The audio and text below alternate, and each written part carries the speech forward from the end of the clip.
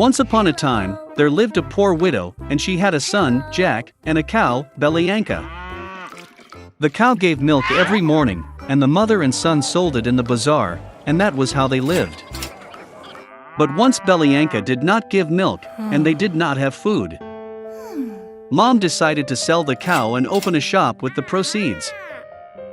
Jack took the rein in his hands and led the cow to the market.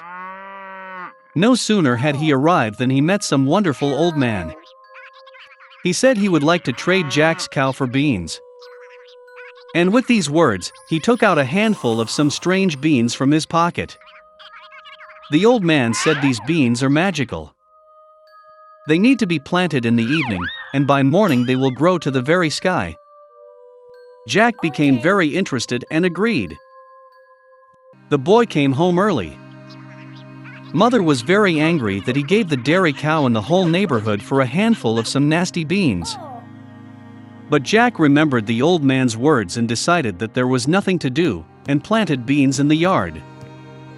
He went up to his attic sad, and fell asleep. In the morning, Jack woke up and saw something like a large tree in the yard. And this, it turns out, his beans sprouted, and the huge stem continued to grow upward until it grew to the sky. Jack jumped onto the stem and climbed up like a ladder. He climbed and climbed and climbed and climbed until, at last, he reached the sky. There he saw a long and wide road that led him to a huge castle. Jack went to his gate and knocked. The gate opened, and a tall woman stood on the threshold.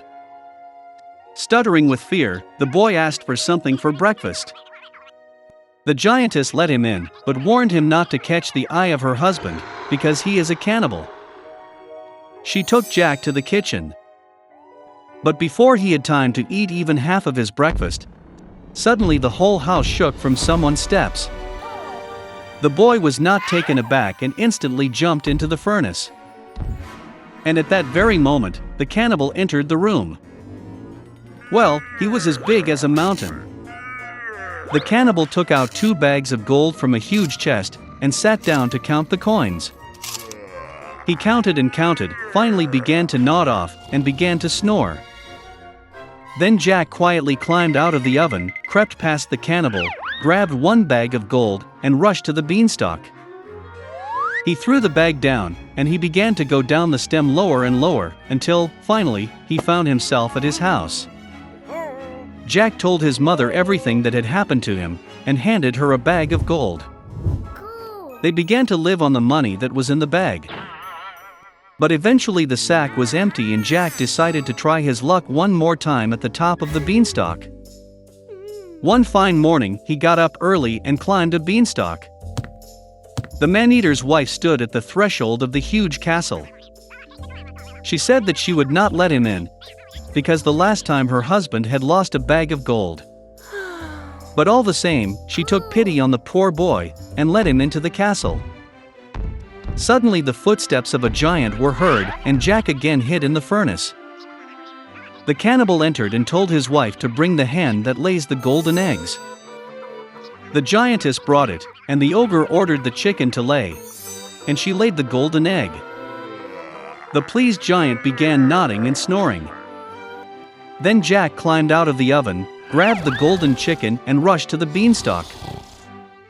The boy returned home. He showed his mother a wonderful chicken, and they began to live selling golden eggs. But soon it seemed to Jack that this was not enough. And he again decided to try his luck at the top of the beanstalk. This time the boy climbed into the castle through the window. He jumped into a copper cauldron and hid. The cannibal and his wife entered the room. The giant smelled the boy, and they rushed to look for him in the oven. But he was not there. They searched every nook and cranny, but they didn't think to look into the copper cauldron. Desperate to search, the ogre ordered his wife to bring a golden harp and put it on the table. Under her beautiful sounds, the cannibal snored. Then Jack quietly climbed out of the cauldron, grabbed the golden harp and rushed to the door. But the harp played loudly and woke the cannibal. Jack ran at breakneck speed, leaping onto a beanstalk, and the giant in pursuit. Jack went down to his house and yelled at his mother to carry the axe. The mother ran out with an axe in her hands. The boy grabbed the axe and began to chop the beanstalk. The ogre felt the stem swing violently and stopped. Then Jack struck again with an axe and cut the beanstalk. It swayed and collapsed, and the ogre fell to the ground and crashed. From that day on, Jack and his mother never knew poverty again.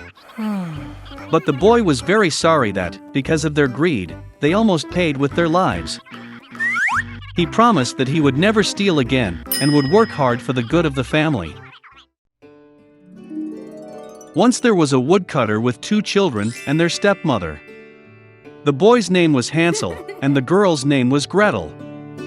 They lived so poorly that sometimes there was not even anything to eat. And then one evening he lay in bed, pondering how to feed the children further.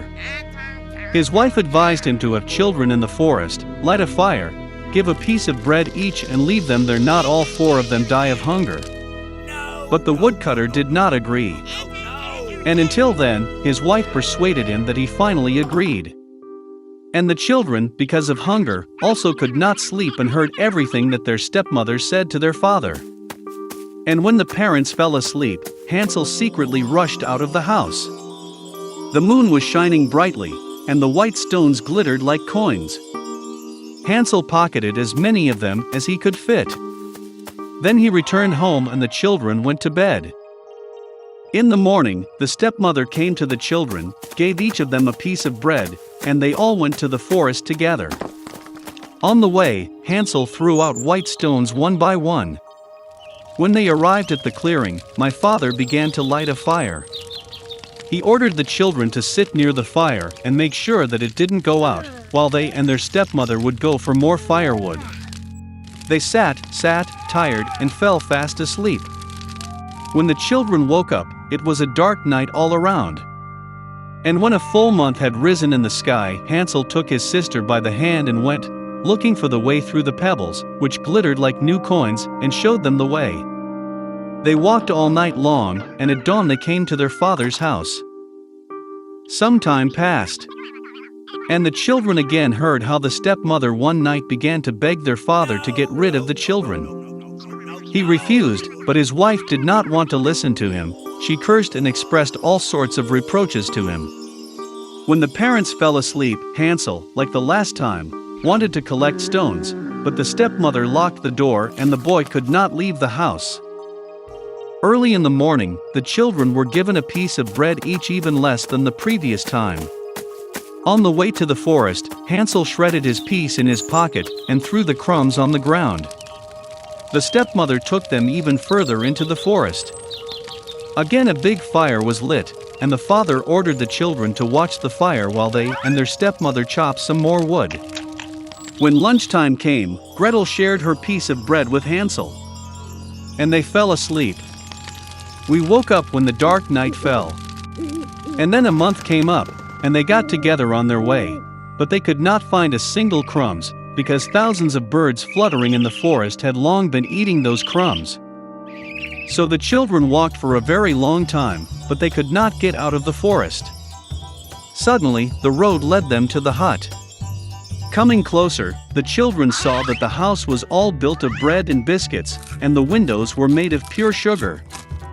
Hansel reached up and broke off a piece of the roof, while Gretel went to the window and began gnawing at its windows. And then the door in the hut opened wide, and the old woman came out, leaning on a crutch. Hansel and Gretel were so scared that they even dropped their tidbits from their hands. And the old woman was kind and invited them to her hut. There was already abundant food on the table: milk, cookies, apples, and nuts. After dinner, the old woman made 2 clean beds for the children, and Hansel and her sister thought they were in heaven. But the old woman only pretended to be affectionate, but in fact she was an evil witch, who built her bread hut for this purpose in order to lure children. Early in the morning, while the children were sleeping, she took Hansel and put him in a small cage. And she ordered her sister to do everything that the wicked witch demanded of her. The old woman decided to fatten the boy in order to eat him later. So Gretel began to cook the most delicious food for Hansel, and she herself got nothing but leftovers. Some time passed, and the boy did not get fat. Then the old woman did not want to wait any longer, and decided to cook and eat Hansel. She ordered Gretel to light the stove and apply water. When the stove warmed up, the old woman ordered her to climb into the stove and see if it was hot enough. So she wanted to push the girl into the fire and bake her. But Gretel knew what was on her mind. She said that she did not know how to get in there, and asked the witch to show herself. The old woman got angry and climbed into the oven. Then Gretel pushed her and slammed the shutter behind the witch. Wow, how terribly the old woman howled then. Gretel, meanwhile, rushed to Hansel and opened the cage. Having freed their brother, they went to the witch's room, in which there were boxes of pearls and precious stones in all corners, filled their pockets with them, and went home. For several days the children were looking for their way back. The forest seemed more and more familiar, and at last they saw their father's house in the distance. How glad he was to see his children alive. Hansel and Gretel poured on the floor all the pearls and gems they had taken from the witch. There was no need to think about food. And they began to live, and rejoice. And the father drove the evil stepmother out of the house.